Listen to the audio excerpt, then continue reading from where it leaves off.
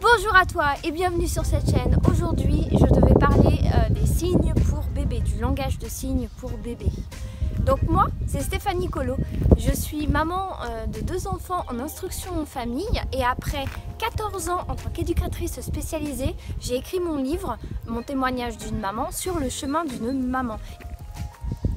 Et maintenant, je vais te parler de la vidéo. Donc, pense à t'abonner, fais un pouce et partage la vidéo pour avoir plus d'informations. Clique sur la cloche pour avoir les notifications des prochaines vidéos. Maintenant, c'est parti. Je vais te parler des signes de base. Donc, au début, on va parler des signes pour décrire les personnes autour de ton enfant. Donc, tu as la maman, maman. Tu as papa, papa. Et pour associer à ça, tu as mamie, donc c'est vieille, maman. C'est comme ça qu'on le dit en signe. Donc le mot vieille, c'est comme ça, vieille, et maman, donc mamie. Et papy, c'est pareil, vieux, papa, donc papi. Et avec ça, on dit l'aimer, aimer, le signe aimer, je t'aime. Donc c'est moi qui dis je t'aime, c'est aimer. Voilà. Après, on va parler de la base des besoins de l'enfant. Donc, manger, boire, de l'eau. Et quand ton enfant veut dire que c'est encore. Ou quand toi, tu lui dis, ok, maintenant c'est fini. Fini. Ça, c'est les signes simples. Ensuite, tu as tout ce qui est pour aller aux toilettes. Donc, toilettes. Tu as les pipi, caca, pour aller au pot, le pot, et pour changer la couche, changer. Voilà. Ensuite, tu as tout ce qui est pour aller dans le bain. Donc, j'ai besoin des 2 mains. Donc, bain. Après, tu as le shampoing, le savon, la serviette. Ensuite, les activités à l'intérieur.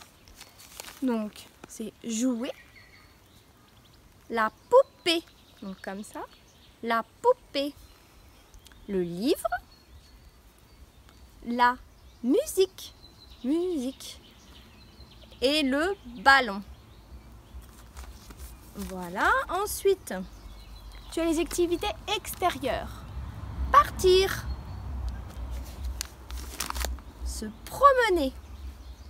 La poussette. Il y a quoi d'autre à l'extérieur? Ah oui. Le jardin. Et s'habiller. On met le manteau. S'habiller. Ensuite, nous avons tout ce qui est la politesse.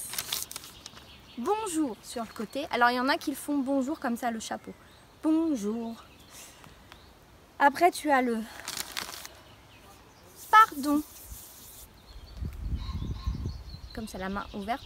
S'il te plaît. Merci. Donc, le bonjour est sur le côté et le merci est en bas. Merci. Et au revoir.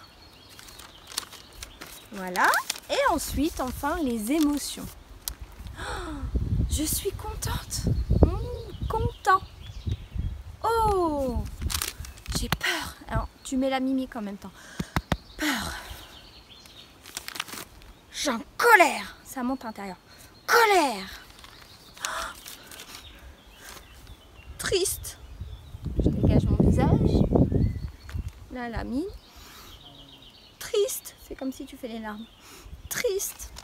Et ensuite, j'ai mal. Alors mal, ça se met à différents endroits. Donc, j'ai mal à la tête, j'ai mal à la gorge, j'ai mal aux oreilles, j'ai mal au ventre.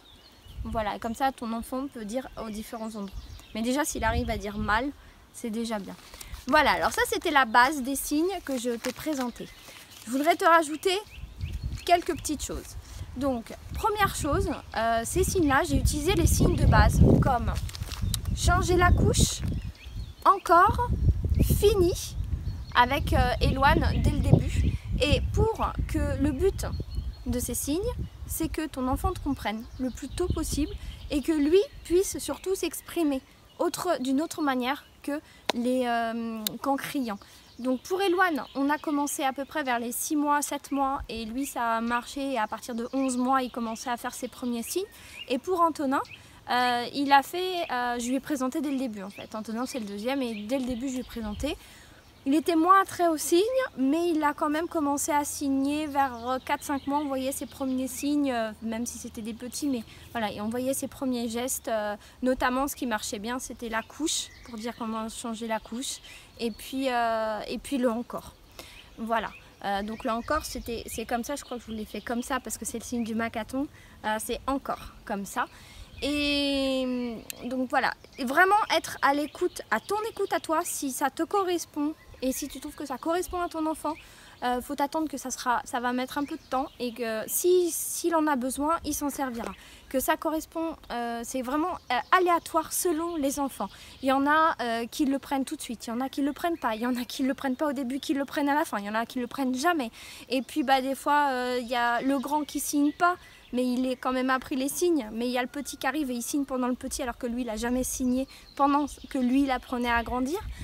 Voilà, donc c'est vraiment aléatoire, faut que tu te fasses confiance, que tu fasses confiance à ton enfant et voilà, tu fais vraiment comme toi tu le sens. Le plus important, c'est que les signes, tu les comprennes, que ton enfant les comprenne et que les personnes qui sont autour de ton enfant les comprennent et les connaissent. C'est-à-dire que nous, par exemple, on avait fait, j'avais imprimé en fait sur internet des fiches que j'avais donné à la nourrice et je lui avais montré en fait les signes principaux qu'Eloane utilisait et qu'il connaissait. Et du coup ça lui a servi et elle a pu s'en servir avec Eloane et elle a pu le généraliser. Et ça c'est quelque chose de top parce que c'est elle qui le voyait pratiquement beaucoup plus, elle le voyait toute la journée en fait. Et du coup ça a permis à Eloane de comprendre que ok, c'est comme la parole en fait, la parole on parle avec tout le monde et donc les signes on parle pas qu'avec papa et maman, on parle avec tout le monde également. Donc voilà, c'est ça c'est important de le faire comprendre à tout le monde et du coup de donner les signes. Tu n'es pas obligé de donner le papier mais au moins de donner les signes à toutes les personnes qui côtoient ton enfant, donc la crèche, la nounou, sachant qu'il y a plus en plus de crèches qui sont formées au langage des signes, donc ça c'est très intéressant. Il y a les grands-parents aussi, les tatas, les tontons, les parrains, marraines, etc. qui peuvent être intéressés pour signer avec l'enfant. Donc par rapport aux signes, justement, moi je vais te dire, je t'ai donné la base.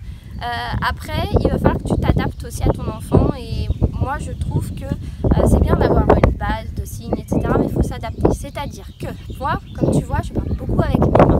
Et du coup, en fait, un jour, je ne sais pas pourquoi, Eloane, au lieu d'apprendre le merci comme ça, il l'a appris comme ça. J'ai dû parler, faire comme ça et tout, et donc voilà, il a appris comme ça.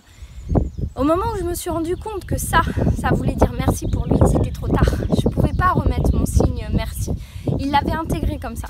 Donc j'ai dit ok, très bien. Du moment que nous, on avait découvert que merci, ça voulait dire merci, ok, on l'a compris, on l'a utilisé comme ça et on l'a fait passer le message donc à tout le monde.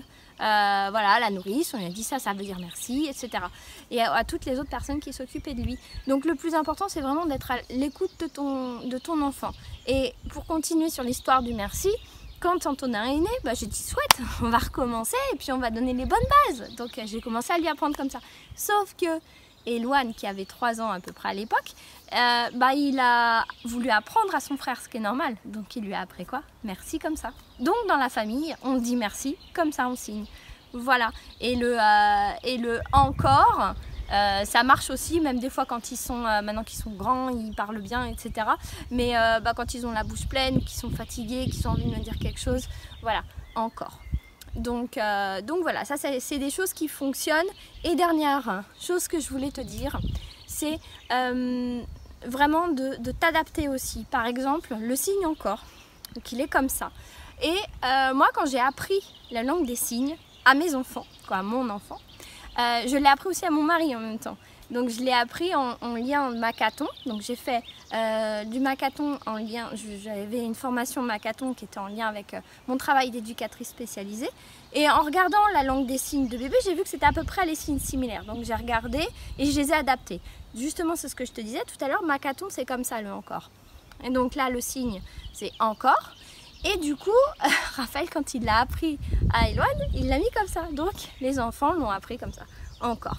Après, c'est pas grave, c'est qu'un détail. Le plus important, c'est que tout le monde sache ce que ça veut dire et que ton enfant puisse s'exprimer. Donc vraiment, fais-toi confiance, fais confiance en ton enfant et puis tu vas voir, ça va bien se passer.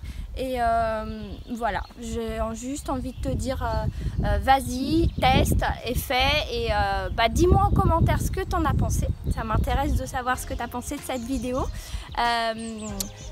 Pense à t'abonner, mets un petit pouce et puis si tu as été jusqu'au bout de la vidéo, ça t'intéresse peut-être à aller plus loin avec ton enfant. Pour cela, déjà tu peux commencer à télécharger le e-book des 5 mamans, des 5 astuces de maman imparfaite. Et puis tu peux également t'inscrire au groupe Facebook des mamans imparfaites dans lequel je donne des astuces et puis il y a d'autres mamans où on discute, on échange ensemble. Et ensuite, si tu veux une approche encore plus personnelle, je t'invite à t'inscrire à mon coaching offert où là, je pourrais te donner une piste pour un plan d'action pour pouvoir être bien avec toi-même et avoir un plan d'action vers ton objectif désiré sur un objectif que tu souhaites pour ton enfant actuellement. Voilà, être une maman épanouie. Voilà, dans ta vie de tous les jours. Je te souhaite une belle aventure sur ton chemin. Pense à partager. Je te dis à bientôt. Bye!